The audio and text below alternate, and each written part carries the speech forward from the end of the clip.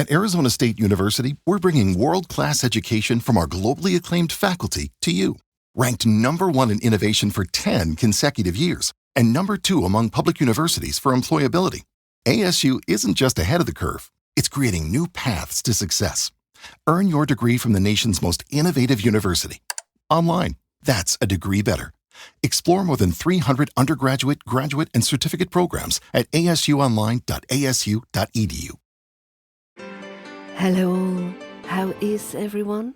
I trust we're all feeling fabulous, or not, as the case may be. Before I tell you what's coming up in this week's show, I wanted to draw your attention to something I'm trialling for my British accent bundle. So if you're interested in purchasing the bundle, you now have the option of the Make an Offer button. Well, what's this? Well, it was actually a bit unintentional, but it's an option where you can ask to buy the bundle for a figure different to the current £99 that it's on sale for. So you enter the button and press send, and you'll see this button pop up when you click on the British Accent Bundle link in the shop. Let me know what you think about this initiative. Any good? Anyway, on to this week's episode. So this week we're talking about embedded questions, and I've got some more telephone help for you. So let's dive in. Section 1. Can you tell me what this section is about? Today we're tackling a very polite and British grammar topic. Embedded questions, also known as indirect questions. If you've ever wondered why Brits don't just blurt out, "Where's the toilet?" and instead say, "Could you tell me where the toilet is?" This one's for you. So, what is an embedded question? It's when you ask a question within a larger sentence. And here's the twist, you don't use question word order. So let's break that down. So instead of "Where is she?" which is a direct question, you would say, "Can you tell me where she is?" which is an embedded question. So instead of "What time does it start?" you say, "Do you know what time it starts?" Can you see the change? The auxiliary verb, does, is, can, etc., disappears, and the word order becomes normal, like a statement. So, instead of saying, "Where is the station?" we could say, "Do you know where the station is?" So we won't say, "What does he want?" We'll say, "Can you tell me what he wants?" And instead of "Why did she leave?" say, "I wonder why she left." And don't say, "Is he coming to the meeting?" You could say, "Can you tell me if he's coming to the meeting?" So how should it sound? In RP British English, embedded questions tend to fall in intonation, especially at the end, and stress the key information, not the question word. You sound gentle, polite, smooth, like you're slipping it into conversation over a cup of tea. So, for example, "Do you know where the loo is?" "Do you know where the loo is?" Notice the relaxing linking and the soft intonation at the end. There's no upspeak here. Now, why does this matter? Polite embedded questions make you sound more fluent, more natural, and yes, more British. It's not just grammar, it's social survival. Want to master this and sound even more suavely British? You'll get oodles of real-life pronunciation practice in the British Accent Bundle. Go on, ask me what's stopping you. Just make sure it's embedded. Go to learningbritishaccent.com/bundle to find out more. Section 2. the embedded questions quiz. So in the previous section, we delved into the wonderful world of embedded questions. So in this section, let's do a quick quiz to test your knowledge.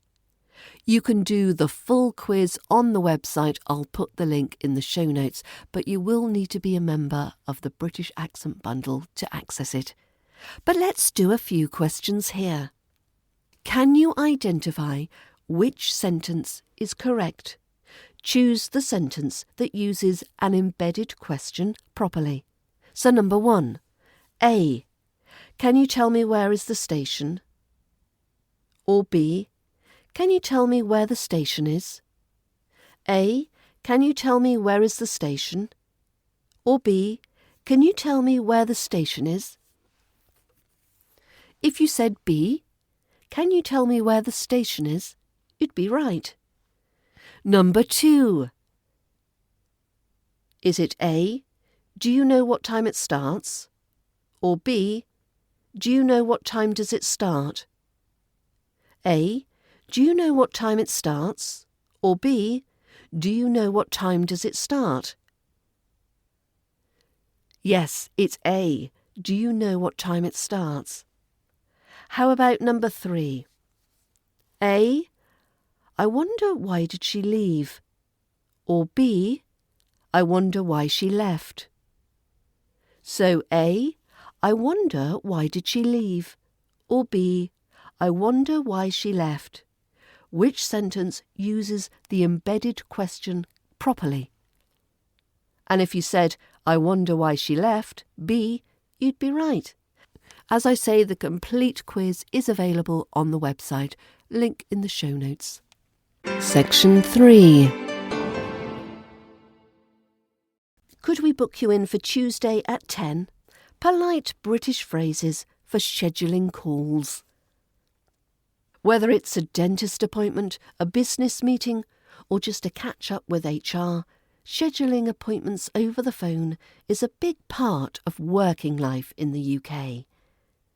And while you could just say, OK, that's fine, Brits tend to use a few extra polite phrases to keep things smooth and professional. So let's take a look. So firstly, some useful phrases when booking and confirming appointments. So when offering a time, you could say, would Tuesday at 10 o'clock suit you? Or, could we book you in for next Wednesday? Or, are you available on Monday afternoon? Or, would you be free at some point this week? OK, here's some phrases when confirming or double-checking. So we could say, so that's Friday the 12th at 3 p.m, is that right? Or, let me just confirm, that's Thursday morning, 9:30. Or, I'll pencil you in for now and confirm later. Or, I'll send over a confirmation by email. And how about some phrases when rescheduling? So we could say, I'm terribly sorry, but we'll need to move your appointment. Or, would another day work for you? Or perhaps, I'm afraid that slot's no longer available. Could we offer you a different time? So let's do a couple of dialogues to hear these phrases in action. We're booking a new appointment, and this time we're at the health clinic.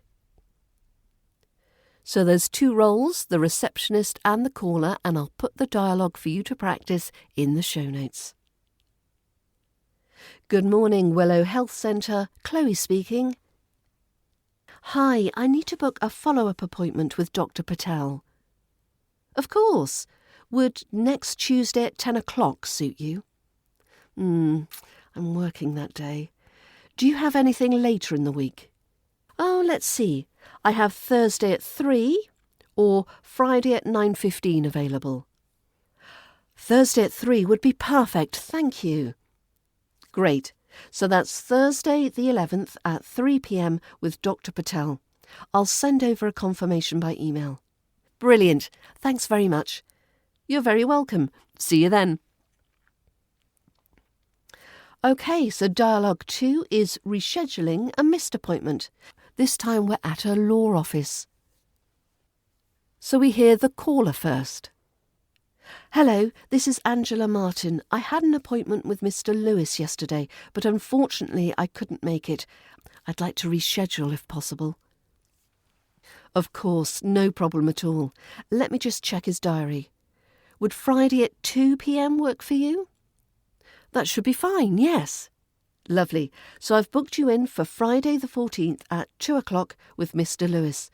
Shall I send over a confirmation email? Yes, please. That would be great. All done. You'll receive an email shortly. We'll look forward to seeing you then. Thank you so much. You're very welcome. Bye for now. Bye. So a couple of notes. British scheduling culture, we don't just give times, we offer them politely.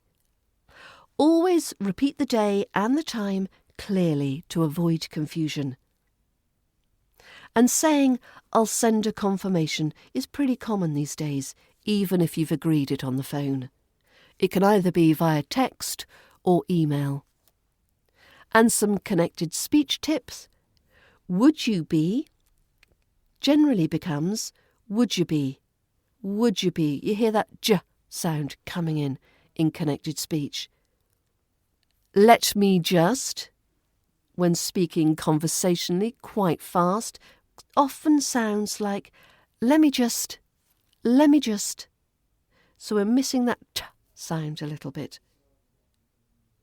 And book you in can often be heard as book you in. Book you in. That you becomes ya.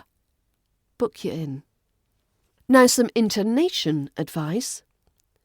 We could use a rising tone when offering a time. So we could say, would Tuesday at 10 suit you? When we're asking the question, Tuesday at 10, the intonation is rising. And then we use a falling tone when we're confirming. So that's Thursday the 11th at 3 p.m. So we're sure and it's a falling tone. And a quick note, say your numbers slowly and clearly, especially times and dates. And let's end with a few bonus practice phrases. So try working these into your everyday. So we could have, let me check the calendar. Let me check the calendar. I'll just make a quick note of that. I'll just make a quick note of that. Or, you're all booked in. You're all booked in. What about, we'll see you then. We'll see you then. And finally, feel free to call us if you need to change it. Feel free to call us if you need to change it. So British scheduling is all about being clear, polite and friendly. No need to rush. Just slow down, smile, yes, even on the phone, and use those beautiful, polite British phrases. Now, if you need more real-world phone practice, it's all in the British Accent Bundle. Perfect for sounding natural in everyday work calls. learningbritishaccent.com/bundle. Section 4. How to say you idiot the British way, with the accent to match. In Britain, we don't shout you idiot, although obviously we do sometimes, but we generally politely dismantle someone's intelligence using food metaphors, a raised eyebrow, and an accent sharper than a lemon tart. Here are some very British ways to say someone's a few crayons short of a full set, with some pronunciation tips along the way. A few sandwiches short of a picnic. A few sandwiches short of a picnic. This means not all there, a bit dim. So in RP we tend to emphasise the sandwiches and the picnic. You could use a rising tone for comic effect. Start mild and let picnic drop like a punchline. Secondly, not the sharpest tool in the box. Not the sharpest tool in the box. This means not very clever. RP tip: hit the sharpest. Exaggerate the sharpest. He's not the sharpest tool in the box. Add a pause before in the box to sound knowingly smug. Or you could say, a couple of sausages short of a fry-up. This means missing a few brain cells. Say sausages with clear s and make it sound jolly. Use cheerful intonation like you're telling a silly joke at brunch. A couple of sausages short of a fry-up. What about 1 shilling short of a pound? This means lacking intelligence, financially and mentally. So in RP we might elongate that pound with a round ow, pound, pound. Say it with dry, matter-of-fact sarcasm. 1 shilling short of a pound. Or you could say, away with the fairies, away with the fairies. This means dreamy or distracted or out of touch. So make fairies sound light and airy. Say it slowly and whimsically, like you half believe it. How about bit of a muppet, bit of a muppet? This means it's a bit silly, it's lovably foolish. Muppet should sound clipped, not moopet. It's muppet. It's a bit of a muppet.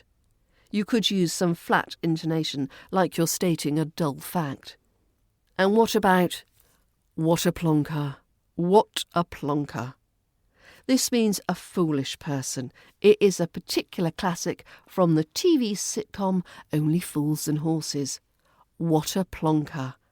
Say it like Del Boy, dramatic, exasperated, with a sigh. What a plonker. What a plonker. How about absolute div? Absolute div. This means utter idiot. It's short and punchy, like a slap made of vowels. Drop your tone on div for that comic deadpan effect. Or you could call them a right numpty, a right numpty. This means they're foolish, but it's often used quite affectionately. You could stress right. He's a right numpty. And you could stretch out that numpty like you can't believe it yourself. What about total pillock? Total pillock. This again means foolish and irritating. Pillock. Say it like it offends you. How about thick as 2 short planks? Thick as 2 short planks. This means extremely stupid. Drop your tone dramatically on planks for that sarcastic thud. She's as thick as 2 short planks. Or what about he's got nothing between the ears? Which means they're empty-headed. Say it with pity, like you feel almost sorry for them. And finally, walking proof that evolution can go in reverse. Walking proof that evolution can go in reverse. This is pretty savage, it's brutal, but it's quite funny. Say it slowly, clearly, with disdainful elegance. The smirk is optional, but highly recommended. Now imagine delivering any of these with proper RP pronunciation and the kind of intonation that makes someone doubt their life choices. If that sounds fun, well, you're in luck. My British accent bundle gives you all the tools to sound sophisticated, sarcastic, and scarily articulate. So that brings us to the end of yet another week. Doesn't time fly when you're having fun? Don't forget to make me an offer on the British Accent Bundle. Link and all the other information is on the show notes as usual. Well, I hope you have a great week and I'll see you back here next week but bye for now.